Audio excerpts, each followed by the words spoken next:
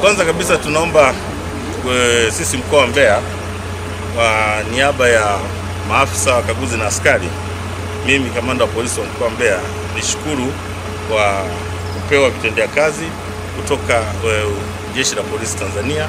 kupitia kwa afande mkuu wa jeshi, afande IGP Wambura. Lakini kwa namna ya pekee tumshukuru Mheshimiwa Rais, ametusaidia sisi Jeshi la Polisi kuletea vifaa ambavyo ni vya kisasa vitakavyotusaidia kwenye kazi zetu za kila siku katika kuhakikisha kwamba usalama wa raia na mali zao unaimarishwa. Kwa hivyo vifaa jinsi ambavyo mnaviona ni vipya, vimetoka kiwandani kwa madhumuni tu ya kuja kuimarisha ulinzi na usalama kwenye mkoa wetu wa Mbeya. Tumepokea magari manne ambayo yametolewa na afande mkuu wa jeshi kwa mkoa wa Mbeya,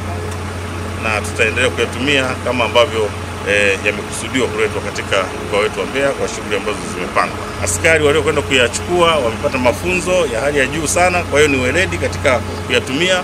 na tunaamini tutayatumia katika kazi za polisi na tutayatunza kwa ajili ya kuhakikisha kwamba yanatusaidia kwa muda mrefu sana katika shughuli zetu za Jeshi la Polisi.